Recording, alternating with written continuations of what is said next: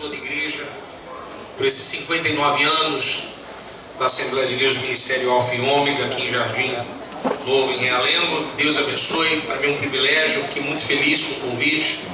Deixo meu abraço ao pastor Edmilson, melhoras para o pastor Edmilson, que sempre me recebe com muito carinho aqui na igreja. Mando um abraço, transfiro um abraço meu para ele. Agradecer também a recepção do meu amigo, o presbítero Cláudio, Deus abençoe. Hoje vim acompanhado do meu amigo, pastor Anderson Eduardo. Pregar perto dele é difícil, porque ele é professor de grego, irmãos.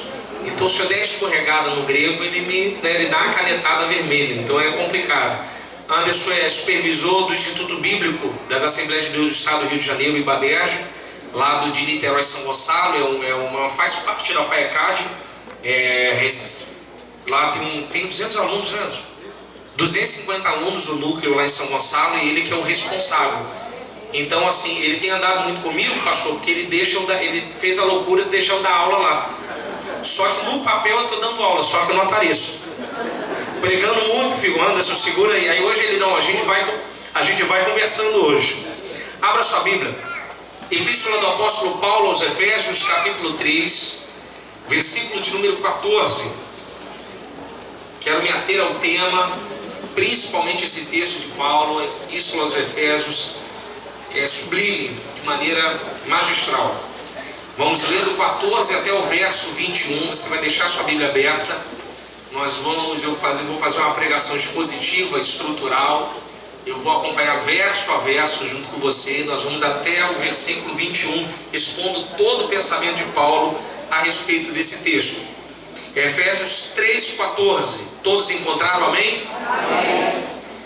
Por essa causa, eu me ponho de joelhos perante o Pai, do qual toda a família nos céus e na terra toma o nome, para que, segundo as riquezas da sua glória, vos conceda que sejais fortalecidos, em algumas versões rebustecidos, com poder pelo seu Espírito no homem interior, que Cristo habite pela fé nos vossos corações, a fim de que estejais arraigados e fundamentados em amor, outras versões alicerçados, para que possais compreender com todos os santos qual seja a largura, o comprimento e a altura e a profundidade, e o conhecer do amor de Cristo, que excede a todo entendimento, para que sejais cheio até a inteira plenitude de Deus. Ora, aquele que é poderoso para fazer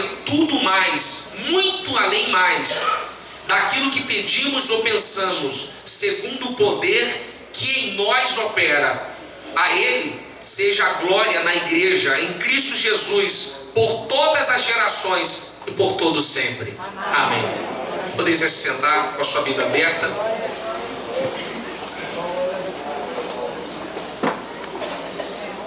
Bem, sou suspeito de falar de epístola de Paulo. Romanos é a mais teológica, Gálatas é a apologética, Efésios é a mais sublime. A igreja de Éfeso foi, sem dúvida nenhuma, o ministério mais difícil de Paulo. Paulo, quando ele caminha para a cidade de Éfeso, você vai encontrar em Atos capítulo 19, na sua terceira viagem missionária, Paulo fica 3 anos na cidade de Éfeso. Pela quantidade de idolatria e deuses que habitavam ali, principalmente por causa da Diana dos Efésios, ou em grego Artemis, a grande deusa do templo antigo de Éfeso, Paulo fica 3 anos na cidade, trabalhando em cima da pregação do Evangelho. Éfeso, de todas as igrejas que Paulo vai fundar, Éfeso é a mais especial. A cidade de Éfeso é a capital da Ásia Menor. Para você ter uma ideia, quando Paulo ganha Éfeso, outras cidades são ganhas através de Éfeso. Vou falar algumas que você conhece: Tiatira, Laodiceia, Pérgamo, Filadélfia. Você conhece, já ouviu falar delas, né? E Éfeso, e Sardes. São as 7 igrejas do Apocalipse. Essas cidades só são ganhas porque Paulo ganha Éfeso, que é a capital. Éfeso era mais complicada, era a capital da Ásia Menor. Éfeso é uma das poucas igrejas na Bíblia que a gente vê nascimento, metade da sua história e o finalzinho dela.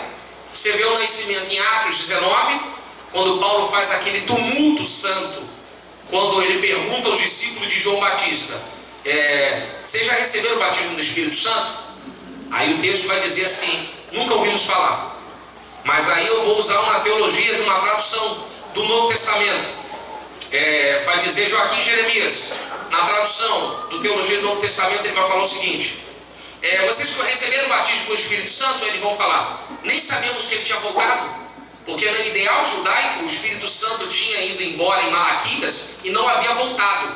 E de fato, o Espírito Santo retorna em João Batista depois de 430 anos de silêncio, Lucas 3, e vindo novamente a palavra do Senhor veio a João Batista no deserto. Ali marcava o final do silêncio dos 430 anos.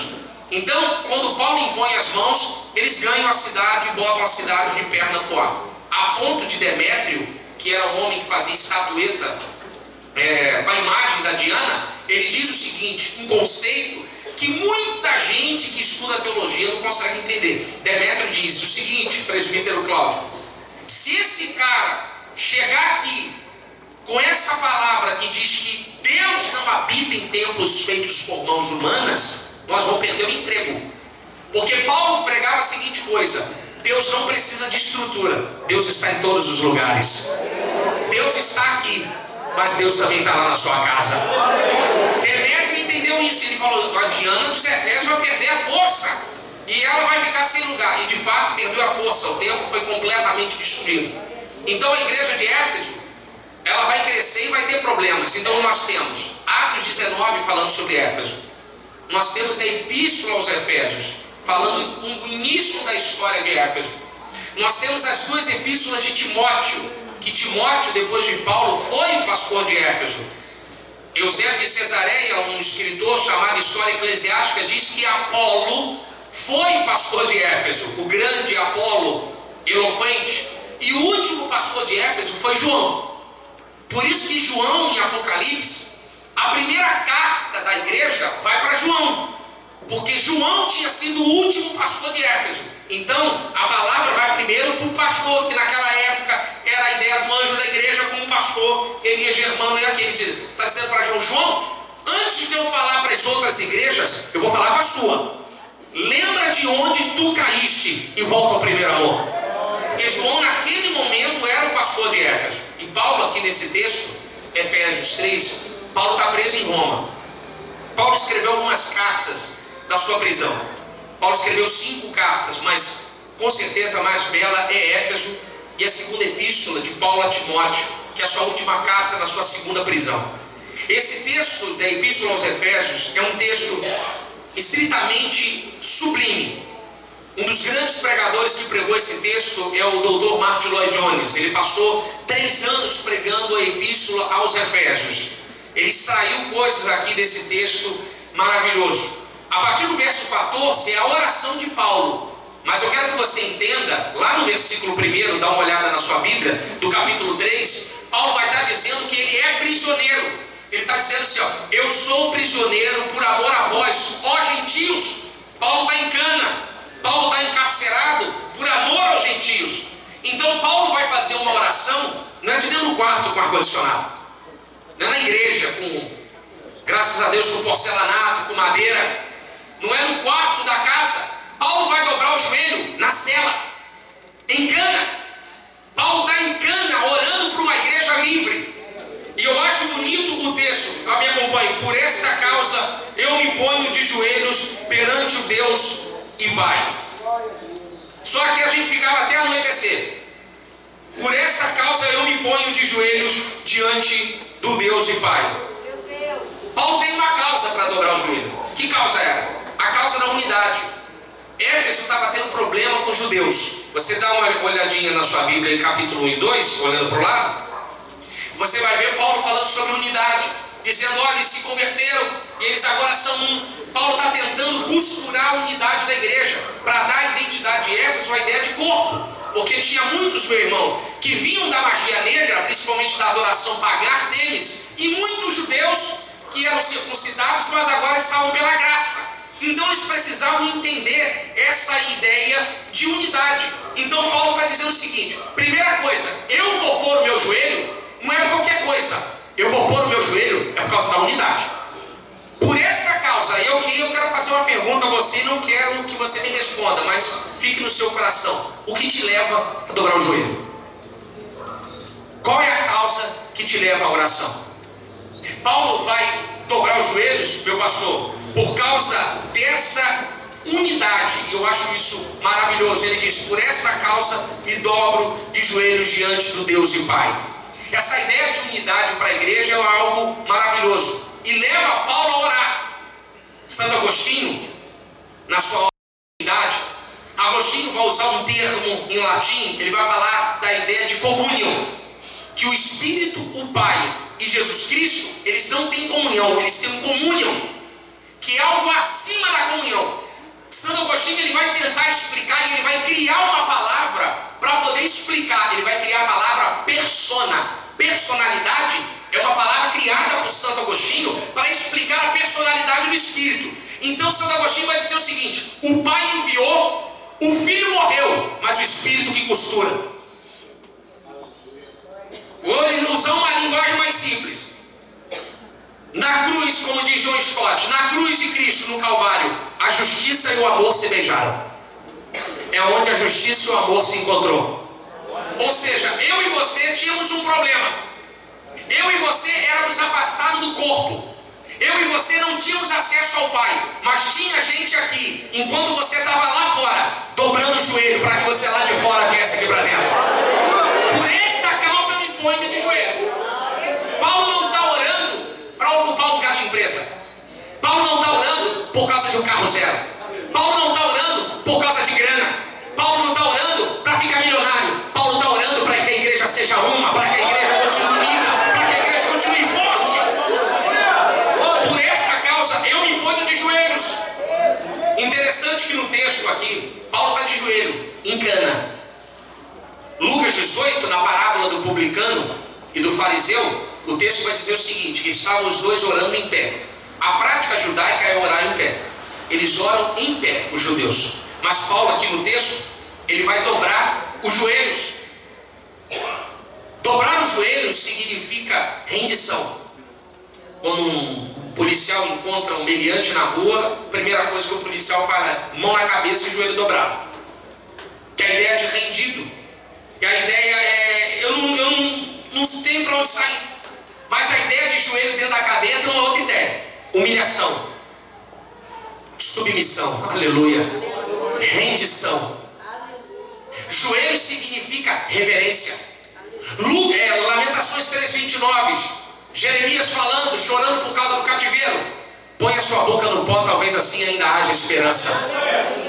Paulo está dizendo: eu estou preso, estou sofrendo com a desunião de vocês, mas em nome do amor que eu tenho pela igreja, eu dobro meu joelho aqui na cadeia, mas crendo que ao dobrar o meu joelho, o Deus do céu vai unir essa igreja. Então ele dobra o joelho e o texto diz: diante do Pai. Isso que é maravilhoso. Olha na sua Bíblia aí, ó. Diante do Pai. Ele não fala diante de Deus, diante de Yahvé, diante do Espírito Santo. Ele fala diante do Pai. Aqui remete logo para onde? Oração do Pai Nosso, Lucas 11. Quando Jesus fala, quando você encontrar com Deus, chama Ele de Pai. Chamar Deus de Pai é tirar a roupagem da religião de Deus. Exatamente. Paulo, quando dobra o joelho, ele está dizendo assim: estou diante do Pai. Eu não estou distante, eu estou diante. Ou seja, Paulo está dizendo: eu estou na cadeia, eu estou preso, eu dobro meu joelho. Não é um Deus que está lá, não é um Deus que está distante atrás de um véu. Eu não estou orando a um Deus que não tem contato comigo, mas eu estou diante do Pai. Ou seja, no momento em que eu e você dobramos o joelho e olhamos para o Pai, a sala do trono se abre e nós temos acesso ao Pai. Como diz C.S. Lewis, eu estava falando com o pastor Anderson, C.S. Lewis diz uma coisa maravilhosa: eu não tenho esperança em Deus, eu tenho esperança nesse Deus.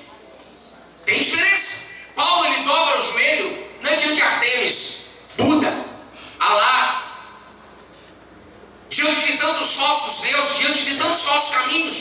Paulo se dobra diante do Pai. Quando nós nos relacionamos com Deus na figura de Pai, Nós tiramos a nossa estrutura religiosa. Porque quando você dobra o joelho, você diz assim: eu sou pastor, eu sou líder, eu sou o rapaz lá da oração, eu sou líder do louvor, eu faço parte, eu sou dizimista. Você está impondo uma posição. Mas quando você vai diante de Deus e diz assim: Senhor, aqui quem está falando é seu filho. Aleluia. Oh, aleluia. Eu não sou nada, Deus, mas eu só sou seu filho. Aleluia. Paulo se ajoelha diante de Deus, ele não diz: aqui quem está falando é o apóstolo. Aqui não é que está falando aquele que fundou a igreja. Mas ele vai a Deus como um filho. E ele sabe que todo filho que fala com o pai ouve. Porque não existe pai que fique surdo ao clamor de um filho. Por isso eu quero te dar uma palavra aqui em Deus, irmãos. Nesses 59 anos dessa igreja. Se existe alguém da sua família que está fora, hoje é dia de orar. Porque quem está fora vai ter que entrar. E quem está fora vai ter que ficar dentro. Porque Paulo, ele ora diante do Deus e Pai, mas crendo exatamente com quem ele está falando. O problema, irmãos, é que ele se relaciona com Deus vivo. Ontem eu preguei, eu estava falando com o pastor Elias, que ontem eu preguei exatamente o texto que as irmãs cantaram, Daniel 3, sobre a passagem da estatueta de Nabucodonosor. Aí ontem eu falei algo na igreja e quero repetir aqui. Que o texto fala assim, Nabucodonosor, e nós vimos o quarto homem da fornalha. Aí eu corrigi a igreja. Ele nunca foi o quarto. Ele sempre foi o primeiro. Ele nunca foi o quarto. Antes dele cair lá dentro, ele já estava lá esperando lá dentro. Porque se ele entra por último, já estava todo mundo torrado. Meu irmão, antes de você chegar aqui, o pai já estava te esperando. O pai já estava te esperando. O pai já estava te esperando. Ele nunca foi o quarto. Quarto somos nós, irmãos. Nós que somos últimos, ele sempre é o primeiro de todos. Quando Paulo diz: eu me prostro diante desse Deus e Pai, ele se relaciona com Deus como um filho. E quando nós se relacionamos com Deus como pai, ele olha para você, ele sabe os seus defeitos. O pai conhece os defeitos do filho, as manias, a fé, de repente claudicante, cambaleante, frágil. Paulo, ele se coloca diante de Deus, dentro da cadeia, e como diz John Stott, pai é o nome de Deus para os cristãos, porque quando Jesus revela a palavra para os discípulos em Lucas 11, sobre o Pai Nosso, Jesus está falando antes do Calvário. Jesus não morreu na cruz ainda. Ele está inaugurando o pastor Elias e colocando os discípulos diante de Deus, diante de Yahvé, e dizendo assim: agora você vai falar com ele direto. Na cabeça dos discípulos assim: peraí, então eu não preciso de sacerdote? Não, acabou, eu estou rasgando o véu. Irmãos, não tem coisa melhor do que a cruz que fez isso por nós. Eu e você temos acesso a Deus. Não precisamos beber sangue de bode, não precisamos ir para a esquina, não precisamos pegar copo com alguma coisa. A gente não precisa de nada. Meu irmão, basta a gente dobrar o joelho e falar assim: pai, o meu marido está desviado, o meu filho está desviado, Deus, a minha filha está desviada, Deus está acontecendo algo, eu não aceito essa desunião. Pai, em nome de Jesus, joga esse inferno por terra, traz a tua glória e traz a minha família aqui dentro, para que eu e a minha casa servimos ao Senhor, Pai. É isso que Paulo está. Não importa o lugar, Paulo está dando uma prisão e falando com Deus. Verso 15: do qual toda a família nos céus e na terra toma o nome. Aleluia. Do qual toda a família nos céus e na terra toma o nome. Por exemplo, Cristo é o cabeça. Colossenses 1,18. Ele é o cabeça da igreja. A cabeça, por exemplo, aqui tem um copo com água. Deixa eu fazer um exemplo mínimo. E a minha cabeça, ela manifestou um desejo. Eu tenho desejo de beber água. O corpo, ele vai fazer a vontade do desejo. Aí eu venho, pego a água e bebo, né? Seguro o copo aqui e tomo a água. A minha cabeça, ela manda o meu corpo fazer. A cabeça expressa um desejo e o corpo faz a vontade. A cabeça da igreja é Cristo. O corpo da igreja tem que fazer a vontade de quem? De Cristo. Do cabeça. Cristo tem o desejo de transformar Realengo em Rio de Janeiro. Por que não transforma? Porque o corpo não funciona desunido. O braço, para funcionar, tem que estar no tronco. E o tronco tem que estar na cabeça. Paulo está dizendo o seguinte: olha só, a gente vai ganhar Éfeso, mas eu preciso que vocês sejam unidos. Se vocês estiverem longe do corpo, Cristo não vai estabelecer a sua vontade sobre Éfeso. Então, meu irmão, você quer ver a sua família convertida? Você quer ver o bairro de joelho dobrado diante do Cordeiro? Ligue-se a cabeça. A cabeça é o Cristo, aleluia. E faça a vontade do cabeça. Mas o que está acontecendo com a igreja do Brasil, pastor Elias? A igreja do Brasil sabe do desejo da cabeça, mas não faz a vontade. Ô Jesus, não deixa eu entrar aí não, Senhor. Quando a cabeça manifesta um desejo e o corpo não faz a vontade, aí as pessoas ficam falando assim: mas por que Jesus não faz nada? Porque ele só pode fazer alguma coisa através da igreja. E se a igreja não fizer nada, Jesus é envergonhado. Meu irmão, Realengo está na mão de vocês.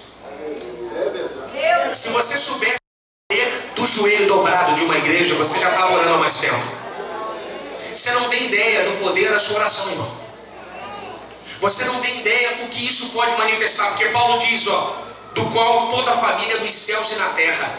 Paulo está dizendo o seguinte: igreja militante, igreja triunfante. Paulo está dizendo o seguinte: nós somos uma igreja militante, estamos militando uma batalha. Pastor Anderson falou aqui, Mateus 16, completando o texto dele, e sobre esta pedra, sobre esta palavra, Pedro, eu edifico a minha igreja, e as portas do inferno não prevalecerão contra ela. A palavra prevalecer ali é opor-se e contra. Ou seja, é uma igreja que marcha, pastor Elias, triunfante sobre a terra, e o inferno não tem como parar a caminhada de uma igreja. Aí eu te pergunto, por que tem parado? Porque a igreja, ela ficou com medo desses portões do inferno. A igreja olha os portões do inferno e fica com medo. E Paulo está na cadeia, aleluia. E ele não olha para a cadeia e diz assim: eu tomo o nome da família, dos céus e da terra, da família de Deus. Ele não olha para onde ele está olhando para cima. Por isso que ele dizia: esquecendo-me das coisas que para trás fico, prossigo para o alvo, para o prêmio da soberana vocação em Cristo Jesus.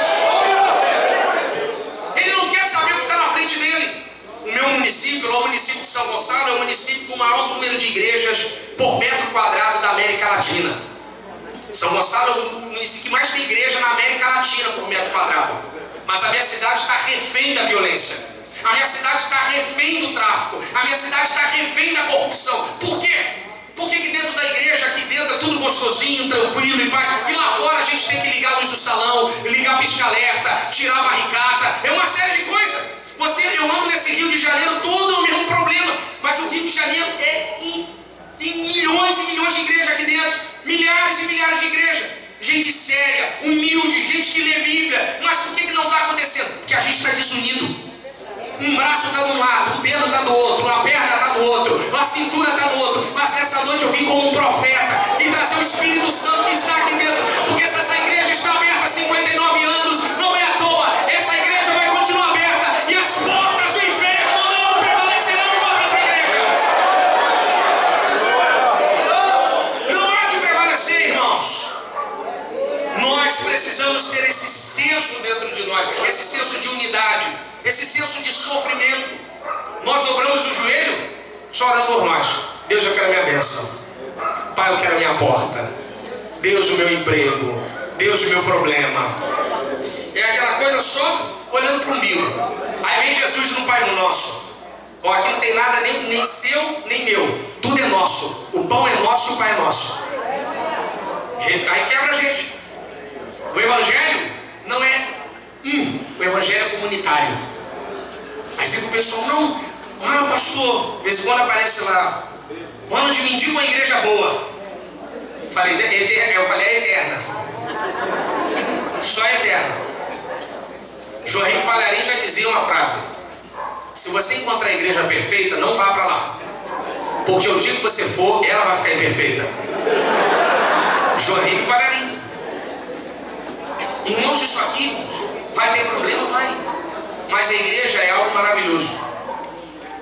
A sua qualidade cobre o meu defeito. E a minha qualidade cobre o seu defeito. Nós precisamos ter isso. O que mantém isso aqui funcionando é tua oração. São os seus joelhos dobrados. Aleluia. Nós precisamos ter esse senso. Paulo está dentro da cadeia, pastor. Ele podia estar orando pela liberdade dele.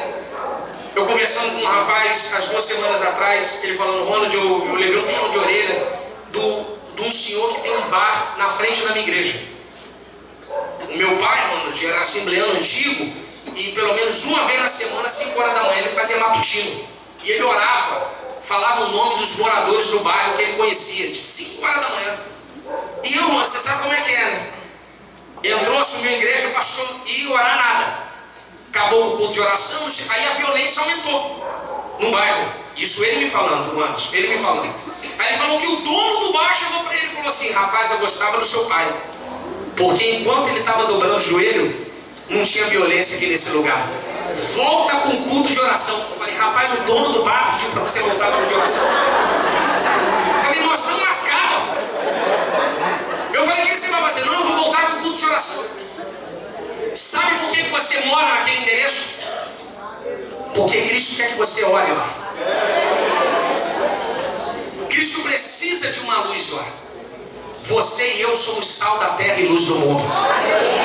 Não espere dobrar o joelho aqui, mas dobre o joelho onde você esteja.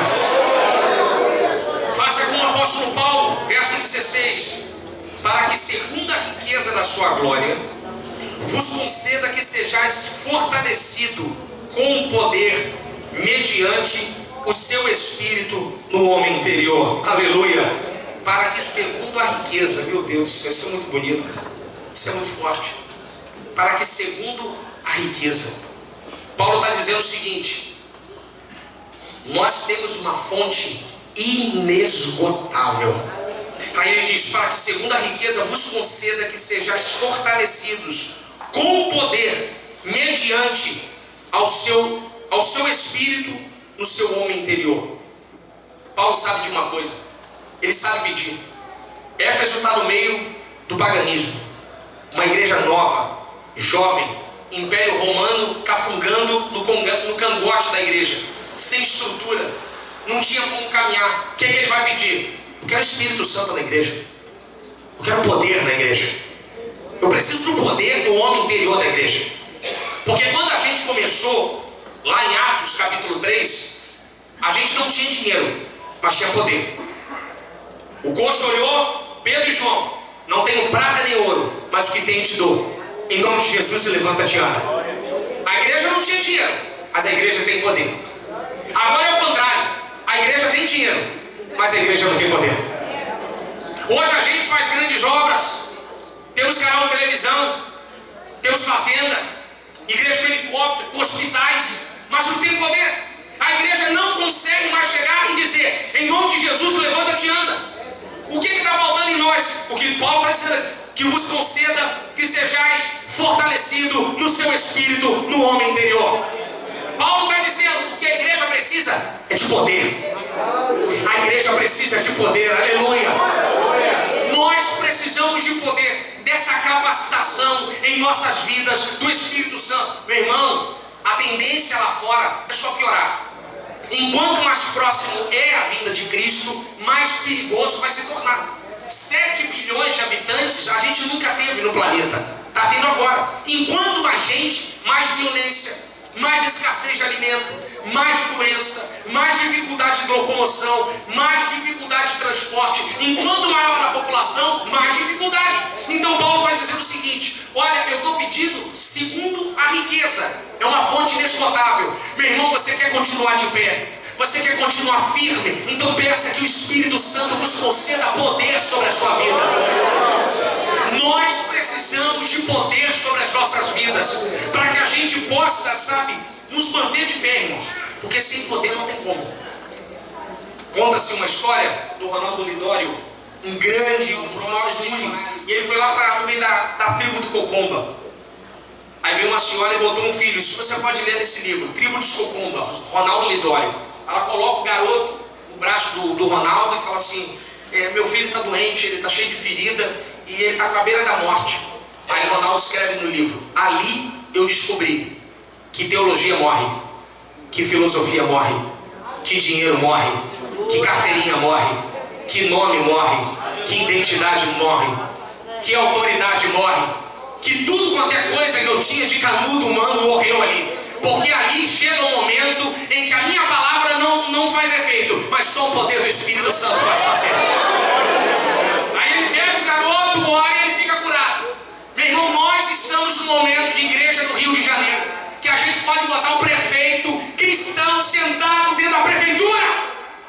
Podemos botar o presidente sentado lá dentro do Planalto. Não vai mudar. A única coisa que vai mudar esse país está escrito em 2 Crônicas 7,14. Se o meu povo que se chama pelo meu nome se humilhar e orar e falar e arrepender dos seus maus caminhos, então eu, Deus, ouvirei dos céus, perdoarei seus pecados e sararei a sua terra. Só o poder muda essa nação.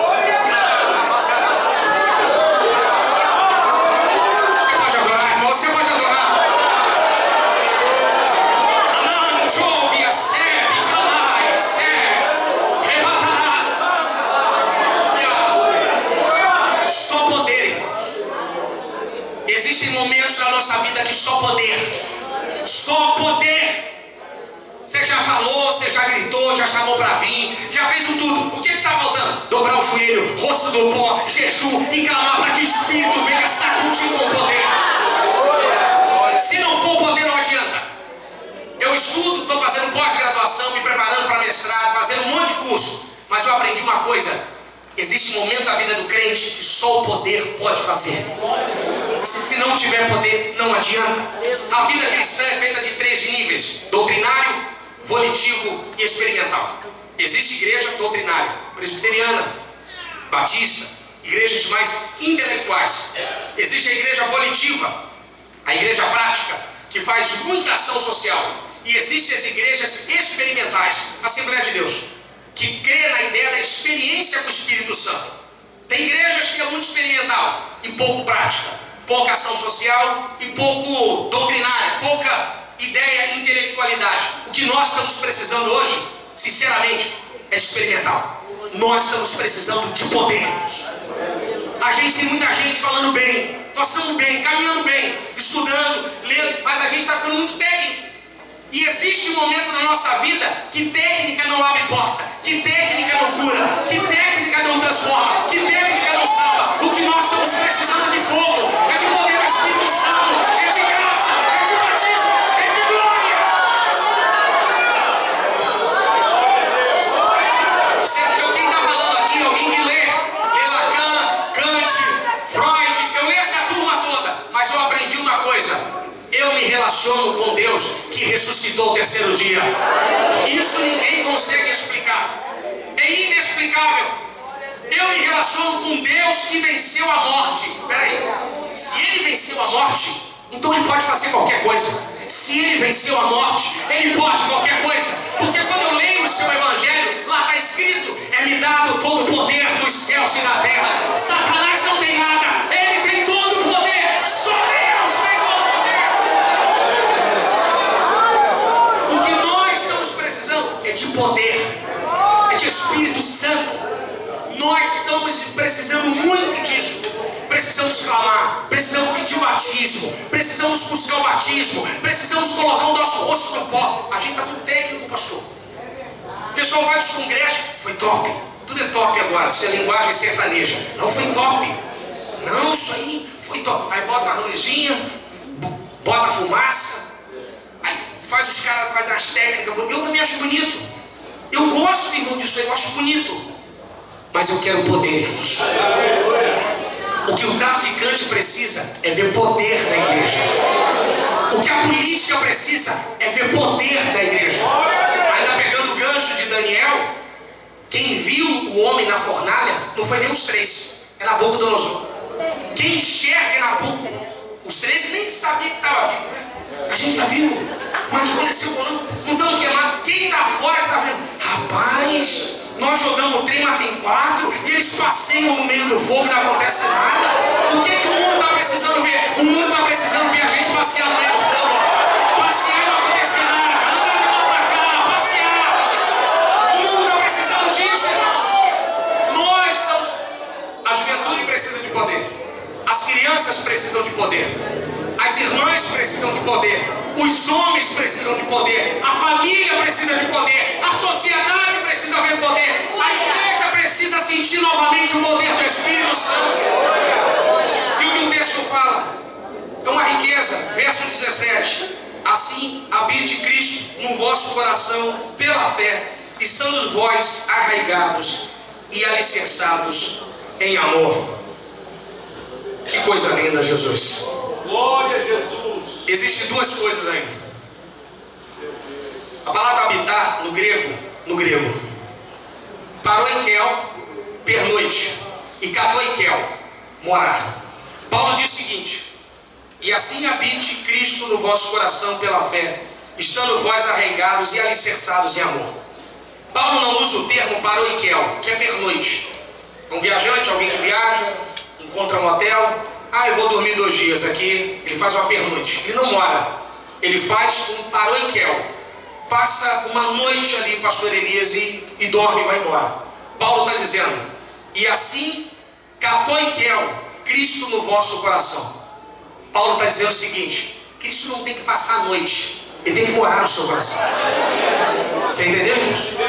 Olha, se eu fosse você, eu dava glória, mas Cristo, ele não tem que... Paroikel. Tem gente que isso é paroikel. Vem domingo, 2 horas, Cristo pernoita, termina o culto, ele vai embora. O cara vai embora sem Cristo. Ele só pernoitou, ficou 2 horinhas ali, presbítero Cláudio, 2 horinhas. O que Cristo quer é katoikel. Russell Shedd vai dizer o seguinte no seu comentário. Paulo está dizendo que Cristo, ele não só habita, mas ele tem a chave do seu coração. Ele tem as escrituras na mão. Ele diz para Satão: quem mora aqui sou eu. Você não mora aqui não. Eu não passo a noite, eu estou morando aqui dentro da vida dele. Eu moro aqui dentro. Eu resido aqui dentro. Por isso que ele diz que habite Cristo no vosso coração pela fé. Só que Paulo já tinha falado isso para Éfeso. Aí eu fiquei meio em dúvida, porque em Efésios 2:22 ele já tinha falado que Cristo habitava no coração da igreja. Eu fiquei com dúvida, eu falei, mas Senhor, como é que ele está pedindo uma habitação? Aí eu tive que ir para o joelho. Não só eu entendi isso, mas alguns outros comentaristas me acompanharam. Eu acompanhei melhor os comentaristas. Eles dizem o seguinte, que esse habitar aqui é uma segunda bênção, é o batismo no Espírito Santo.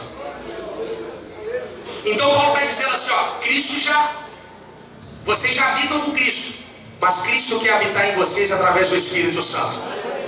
Quer dar uma capacidade, irmãos, porque quem é morada do Espírito, isso é muito profundo, cara. Quem é morada do Espírito é diferente. Dwight Lima Moody, o grande avivalista, dizia uma coisa: se Cristo está na sua casa, logo os seus vizinhos vão saber. Isso é forte. Se Cristo está na sua casa, logo os seus vizinhos vão saber. Os seus vizinhos sabem que Cristo está na sua casa. Porque quando Cristo habita em nós, o nosso andar é diferente. O nosso falar é diferente. O nosso olhar é diferente. O nosso comer é diferente. Pastor, me perdoe que eu vou falar. O nosso trajar é diferente. Com modéstia. O nosso olhar é diferente. A nossa linguagem é diferente. O aperto de mão é diferente. Alguns até falam assim, você está virando beata. Você não. É o Espírito que está morando na minha vida. E Ele está mudando tudo. Ele mudou tudo. Ele está transformando a minha vida. Irmãos, o Espírito é vivo, é uma pessoa. Não tem como ele ficar em você e mudar. Tem gente que faz força para mostrar que tem Espírito. Não tem. Espírito não dá para ser comprado. Eu vou logo falando, Faekad não ensina como ter o Espírito. Não ensina. Ensina teologia. Filosofia, Platão também não explica. Freud, muito menos. O único lugar para ter esse é na casa do Pai. É pedir para que esse Espírito não passe a noite, mas hoje more com você. Por isso que eu creio numa coisa: hoje pode ter batismo no Espírito Santo. Hoje pode. Porque é o mesmo ontem, hoje e sempre. Aleluia, aleluia. Você pode adorar, você pode adorar, você pode adorar. E assim a vida de Cristo no vosso coração, pela fé, estando vós arraigados e alicerçados. Cristo precisa habitar em nós, irmãos. Cristo precisa ter isso em nós. Eu estou carente de crente cheio do Espírito Santo. Eu estou precisando ver pessoas assim. O povo está muito carnal, rapaz. Se fizer alguma coisa, eu dou na cara. Não é assim. Eu cresci numa época de assembleia que era... Eu tenho muita saudade daquelas irmãs, pastor, de oração. Aquelas senhorinhas de 5 horas da manhã de matutino estavam de joelho dobrado. Eu sinto falta, irmãos. O meu medo é que essa geração está passando e ninguém está pegando bastão. Ninguém está pegando mais bastão. A gente fala em oração de vigília. Agora a vigília tem 3 pregadores, cantina e parada pro lanche. Na minha época não era assim. Meia-noite começava a vigília, pastor. De meia-noite a 2 da manhã, joelho. Levantava, indo da água ao ferro, joelho. Levantava 3 da manhã, pregação, de 3 às 5, terminava e ia embora. Agora tem parada pro lanche, foto, marketing, tem tudo. Lugar para descansar, não vamos dar parada. Eu falei, que isso? Sabe por quê? A gente se desacostumou de oração. Santidade, ela continua vindo pelos três caminhos: comunhão, jejum, leitura da palavra e, melhor dizendo, 4, e oração. Comunhão atrai santidade. Porque quando você parte o pão, você está comungando a santidade dentro do corpo da igreja. Tem um pessoal moderno agora que diz assim: não, eu não preciso da igreja. Não, eu cultuo em casa. Como é que você faz para partir o pão? Você imprime pela impressora ou você faz pela bica? Como é que você faz a ceia? É comunhão, irmãos. Não, quando eu tenho vontade, eu vou lá. Eu falei, nossa, crente moderno. Quando eu tenho vontade, eu vou lá. Aí você olha para a pessoa: eu não me encaixo mais nesse sistema. Então você não entendeu ainda. Porque quando nós temos Espírito Santo, nós sentimos falta deste lugar. Dá uma fome, dá uma sede em nós. Com todos os problemas que a igreja tem, com todas as dificuldades que a igreja tem, mas a igreja é um lugar maravilhoso. É um lugar de cura, de abraço. É um lugar onde a gente se enche do Espírito Santo. Aqui, de repente, pode dar a solução de muita coisa. Pode ter uma porta de emprego, pode ter alguém para te ajudar, um conselho, uma profecia, uma palavra. E o diabo tem feito de tudo para tentar destruir. Mandou Hitler, acabou e a igreja continuou. O Império acabou e a igreja continuou. União Soviética acabou e a igreja continuou. O terrorismo está acabando e a igreja está continuando. Pode levantar o que for, mas a igreja não vai parar, porque as portas do inferno não prevalecerão contra ela. Oh, aleluia, aleluia, aleluia. Aí fica um pessoal novo agora, nem tirou a fralda, no Facebook fazendo textão desse tamanho. Bota o quê? Como aqueles textos enormes fosse mudar alguma coisa. Não muda absolutamente nada. Texto grande no Facebook é igual feriado domingo. Não serve para nada. Nada. Aí bota lá um negócio grandão, falando mal da igreja, apedrejando. Eu falo, tadinho. Freud tentou, morreu, a igreja ficou. Hitler levantou, morreu, a igreja ficou.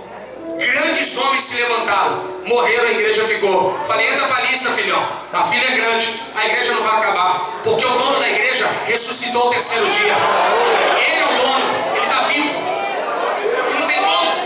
Por isso que ele diz, Paulo está dizendo, assim habite Cristo no vosso coração, que more. Que o Espírito Santo venha morar na sua vida. A morar, irmãos. Ele precisa, sabe, te conduzir. Em que você falar, em que você vai ler, para onde que você vai. As pessoas hoje andam muito perdidas com a sua Elias. Para onde que eu vou? O que eu faço? Fala com Deus, gente. Experimenta falar com Deus. Duvido se Ele não vai te responder, irmãos. Cristo, no maior momento de dificuldade da vida dele, ele foi para onde? Getsemane. Foi dobrar o joelho. Pai, se possível, faça. Senhor, passe de mim o teu cálice, mas todavia, faça, Senhor, a sua vontade, não a minha. Quando ele soube qual era a vontade do Pai, ele sempre soube que era morrer na cruz. Ele vai diante de Pilatos. Jesus amarrado, preso. Pilatos, um político, uma raposa velha. Jesus é o chamado. E você não vai responder nada? Não sabe que eu tenho o poder de te libertar? E Cristo calado. Você não sabe que eu tenho poder? Aí vem Cristo. Você só tem poder porque o céu lhe deu. Porque se o Senhor não tivesse dado, você não teria nada. Aí ele se cala. Aí o texto diz: e Jesus não respondeu a nenhuma das acusações, porque ele sabia qual era a vontade do Pai. Qual era a vontade do Pai? Cruz do Calvário. Então ele não se abala. Quando você descobre qual é a vontade de Deus, você descansa. Por que a gente é um monte de cristão ansioso? Ansiedade no mal do século. Gente que passa mal, come mais, come de menos, dorme muito, dorme de menos, toma antidepressivos pesadíssimos na corrente sanguínea. Ansiedade. Mas quando o Espírito habita em você, ele diz: fica tranquilo, faça como Davi, eu entrego o meu caminho ao Senhor, eu confio nele e no mais ele tudo fará. Paulo, quando pregou isso para Éfeso, ele vivia isso. Porque ele, com 64 anos de idade, preso em Roma, 2 Timóteo 4, do 6 ao 8, ele escreve lá e diz assim: olha, minha vida já tem sido derramada por libação, e o tempo da minha partida é chegado, presente. Aí ele olha para trás: combati o bom combate, acabei a carreira e guardei a fé. Ele olha para frente: desde agora o reto, justo juiz dará a coroa a mim e todos aqueles que amam a sua vinda. Ele sabe que vai morrer. Ele tem consciência na sua morte, que Atos 20, quando Ágabo se encontrou com ele, já tinha falado: ó, você vai ser entregue na mão desses homens. E ele já tinha dito para Lucas: vocês não verão mais o meu rosto. Ele sabia que ia morrer. Aí ele escreve para Lucas: ô Lucas, faz favor, traz o meu pergaminho e os meus livros e a minha capa lá em Troade, da casa de Carpo. Peraí, você vai morrer e você vai ler Bíblia? Você entendeu? Ele vai morrer, pastor Elias, ele quer ler. Ele vai ser decapitado e ele quer estudar a palavra. Aí eu falei: mas Senhor, mas como é que pode, Senhor? Aí o Senhor disse para mim: porque o Espírito na vida dele dava tranquilidade. Quando você entrega a tua vida na mão de Cristo, o Espírito do Senhor habita no seu coração. Ainda que as portas estejam fechadas, você não olha ela fechada, mas você olha Deus abrindo as portas que estavam fechadas. Olha na sua Bíblia, verso 18. A fim de poderes compreender com todos os santos qual é a largura, comprimento, altura e profundidade. A fim de poderes compreender com todos os santos qual é a largura, o comprimento e a altura e a profundidade. Ele está falando do amor de Cristo. Largo, comprido, alto e profundo. Eu olho para esse texto e só vejo uma coisa: oceano. O oceano é largo, comprido, alto e profundo. Paulo está querendo dizer o seguinte: o amor de Cristo é diferente do seu, é diferente do meu. O nosso amor é degradê, o de Cristo não. Por exemplo, uns você abraça, outros você só aperta a mão. Um você dá beijo no rosto, outro no máximo só uma lançazinha da mão. Uns você recebe na varanda, outros vocês comem para comer na churrascaria. Oh, aleluia! Deus falou agora. Você chama ele para comer na churrascaria. O amor é degradê. Uns você só dá uma curtida lá no Face, só dá uma curtida assim, você não adiciona, só uma curtidinha. Você não tem um relacionamento. O nosso amor é degradê. E de Cristo, ele abraça a mim, ele abraça você, ele abraça quem está chegando, ele abraça quem saiu. O amor de Cristo é enorme. O amor de Cristo não há diferenciação. Nós falamos, ele não merece Cristo, mas eu conserto ele. Você olha, ele não tem jeito em Jesus, mas eu consigo consertar ele. Você olha para a gente na sua família e diz, esse cara não tem jeito, Jesus, eu sou carpinteiro de Nazaré e eu conserto essa vida. Eu tenho o poder de consertar essa vida. Meu amor é profundo, é largo, é comprido e você não consegue entender. O nosso amor é degradê. A gente olha para um beira-mar e diz que ele merece o inferno. E Jesus diz assim, mas eu posso mudar a vida dele. Olha como é que não tem glória, viu como é que o nosso amor é degradê? O beira-mar, se ele morreu por mim, por você, por que ele não pode morrer pelo outro? Que sangue é esse? Que só lava alguns. O sangue de Cristo lava todos aqueles que querem ser lavados. Por isso que diz, a fim de poder descompreender. Quando o Espírito de Deus mora em nós, nós compreendemos esse amor largo, profundo, comprido e alto. Porque quando nós temos o Espírito, a gente olha para alguém que não tem Cristo e a gente não joga a pessoa para fora. Você olha para ele e diz assim, Deus pode mudar a vida dele. Eu olho para o Eduardo Cunha, preso, e falo, Senhor, tem misericórdia. Eu olho para os meninos da boca de fumo e falo, Senhor, tem misericórdia. Eu olho para o morador de rua e falo, Senhor, tem misericórdia, transforma essa vida. Porque duvido um corrupto desse país dormir e ter paz. Ele pode ter milhões na conta, mas ele não tem paz. Tem gente aqui dentro que não tem nem o que comer amanhã, mas tem mais paz do que muito milionário da Barra da Tijuca. Porque ele experimentou uma essência, meu Deus, oh, aleluia, do Espírito Santo, que o cara que tem dinheiro, ele não consegue entender. Porque eu e você compreendemos esse amor. Nós começamos a nos relacionar com esse amor. Por exemplo, Paulo está na prisão falando de amor. E o imperador Nero está sentado na cadeira sem saber o que é amor. Enquanto Paulo está preso, conhece, quem está solto não sabe.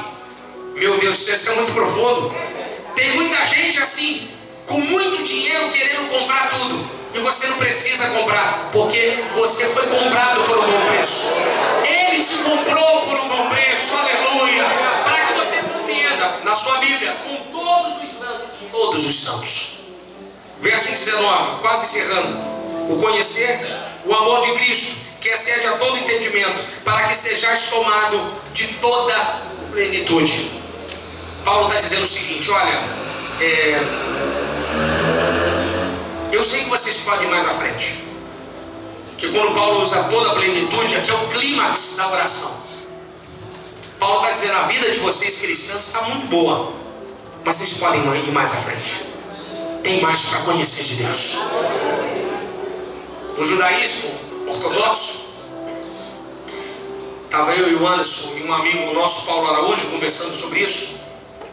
No judaísmo ortodoxo, ele diz o seguinte, que Moisés viu a sombra do calcanhar de Deus na fenda da rocha. O judaísmo ortodoxo. Paulo viu Cristo em Damasco, na rua, a caminho de Damasco. Aquilo ali para Paulo mudou a cabeça dele. Tanto que Paulo não prega o Cristo na carne. Paulo tem muita dificuldade de pregar Cristo na carne. Se você ler principalmente o texto 2 Coríntios 5,16, Paulo vai dizer que ele não prega o Cristo na carne. Quem é o Cristo na carne? É o Cristo que transforma água em vinho, o Cristo que cura o doente. Paulo tem muita dificuldade de pregar o Cristo na carne. Ele só prega o Cristo ressurreto, o Cristo da glória. Porque o conhecer do Cristo dele foi o Cristo ressurreto. Então ele fala, não tem necessidade de vos anunciar o Cristo da carne. Ele só prega o Cristo da glória. Quando Paulo olhou a glória de Cristo ali, o esplendor em Damasco, ele já falou assim, deve ter pensado o presbítero Cláudio, aqui é o meu ápice. Aí Jesus Cristo deve ter falado assim, não, tem mais aí.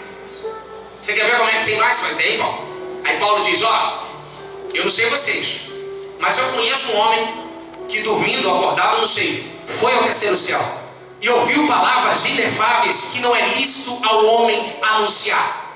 Isso é ele. Paulo Paulo achou que só tinha aquilo dali. Em Damasco fez Jesus, não, eu tenho muito mais para dar. Da onde eu tenho? Eu tenho muito mais para derramar sobre a sua vida. Você não chegou nem na debulha do milho, rapaz. Eu tenho muito mais glória para você entender. Se Paulo não revelou o que ele viu no céu, João escreveu exatamente o que Paulo viu. João em Patmos, achando que a realidade do Cristo era só aquela. João viu Cristo antes do batismo, porque João era discípulo de João Batista. Foi discípulo de Jesus. João tinha 19 anos.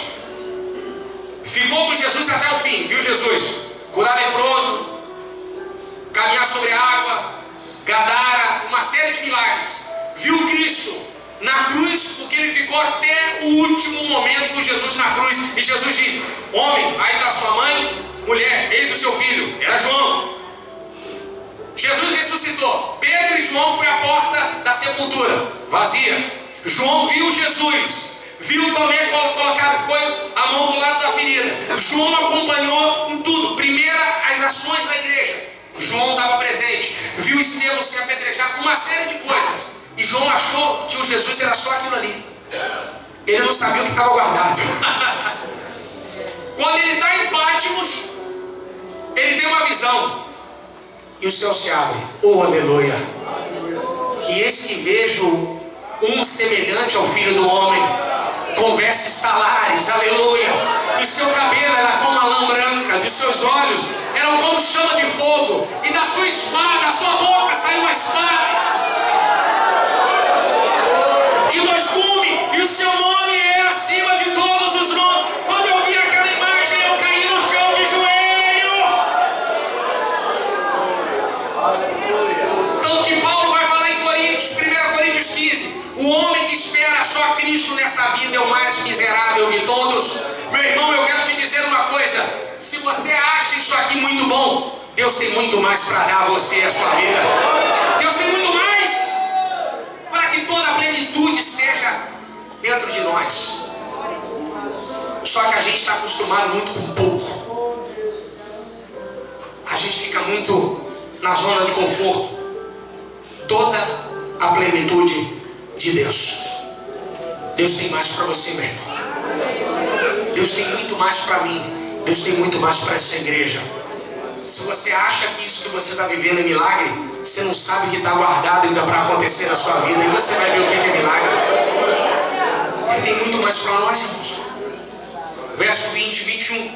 Ora, aquele que é poderoso para fazer infinitamente mais do que tudo aquilo que pedimos ou pensamos, conforme o seu poder que opera em nós, a ele seja a glória na igreja, em Cristo Jesus, por todas as gerações e por todo sempre. Ora, aquele que é poderoso para fazer infinitamente mais do que tudo aquilo que pedimos ou pensamos. Você está pensando em alguma coisa aí? Ele tem maior. Pensa em alguma coisa aí. Está pensando? Ele tem mais aí, ó. Você nem imagina. Isso pequeno, você está pensando pequeno. Deus tem mais para você, muito mais, ó. Oh, aleluia. Fica de pé em nome de Jesus. Toda a igreja adorando o Senhor. Toda a igreja, por gentileza. Calado,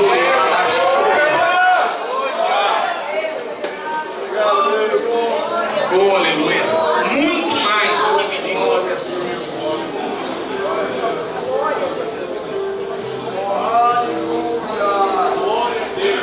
Nosso problema, esse trabalho, né, pastor? Trânsito lotado, Brasil, trabalha a semana toda, domingo de manhã, quando dá, vem na IBD, porque agora tá assim. Eu, na minha época de bleia, domingo de manhã era lotado, e terça de doutrina, porta fechada. Eu lembro, a doutrina era porta fechada, lado esquerdo mulher, direito homem, não é, pastor? E bleia não tinha bateria, bateria é coisa nova, não tinha nem bateria na minha época. Tudo porta fechada e o diácono na porta, segurando lá. Com doutrina, 1 hora de joelho.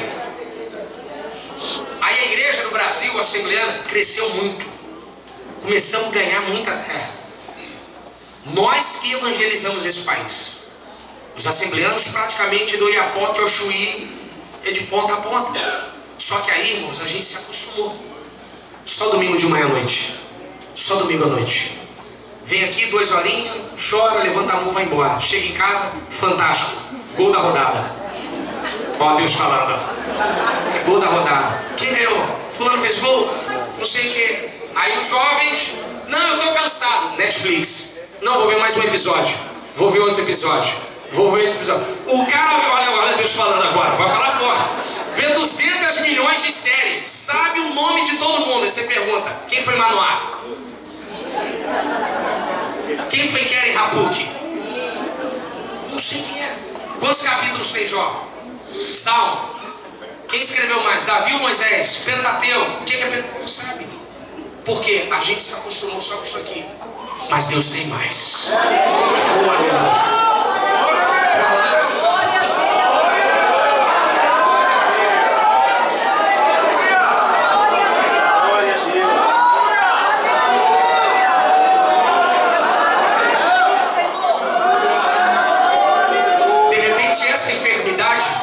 Você está enfrentando, Deus quer usar você para ela assumir da sua vida em nome de Jesus. De repente essa dificuldade não vai vir de fora a solução, é através da sua oração, da sua imposição de mão. Se hoje você se colocar diante da cruz do Calvário, eu creio que o Espírito Santo vai te dar muito além do que pedimos ou pensamos. Eu creio que de repente hoje à noite, quando você dobrar o seu joelho, caladará, chore, calabada,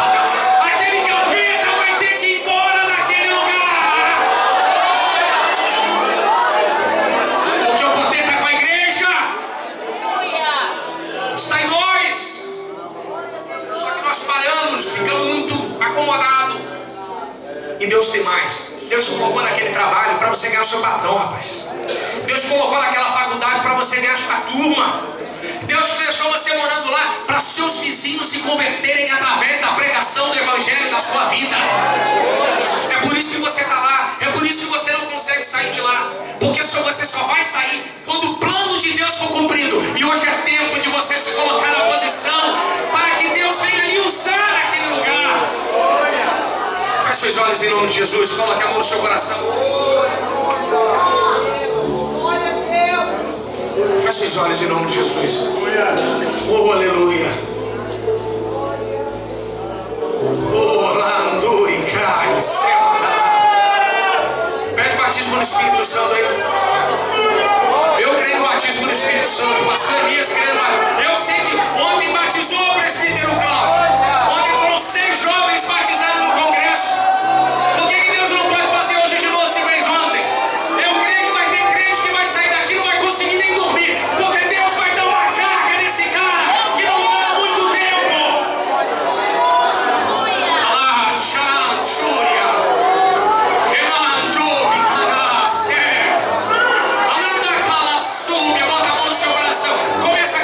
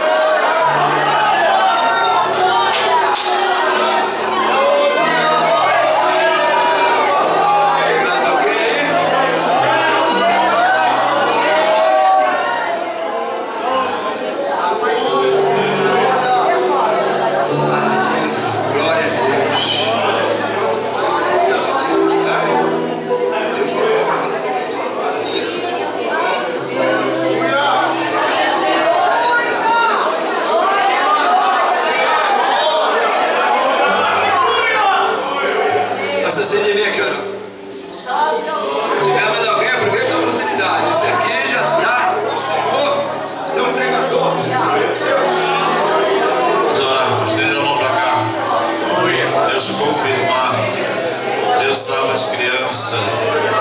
Até criança, quando ouve a voz de Deus, entende. Mas tem pessoas que têm ouvido, mas continuam surdo. E não consegue enxergar, não consegue ver, não consegue sentir. Essa criança com lágrimas nos olhos ouviu a voz de Deus. Oremos. Pai bendito, Pai amado, aqui está o teu filho, ainda uma criança, Senhor, chamado Arlindo, que entendeu o teu chamado. Pai, é muito grande o chamado dele. Aleluia. Escreve o seu nome no livro da vida. Abençoa esse garoto, Senhor. Ó Deus, toma ele nas tuas mãos. Tu sabes o que ele precisa nesta noite. Tu conheces a sua família. Tu conheces, Senhor, aleluia, como anda. Ai, de como soube, entre como está. Toma esta criança nas tuas mãos. Aceita ele no teu reino, Jesus. Escreve o seu nome no livro da vida com pena de ouro. Sustenta ele nas suas mãos. Faz dele um grande homem, um grande pastor, Senhor, um exemplo para esta nação. Aleluia! Ó Deus, toma esta criança nas tuas mãos, os seus familiares, no nome de Jesus.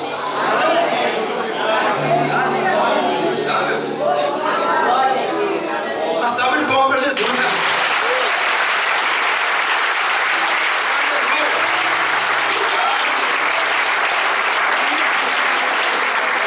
Amém, irmãos. Se pudéssemos ficarmos aqui a noite toda, mas não dá, né? Temos que ir embora. Mas está tão gostoso.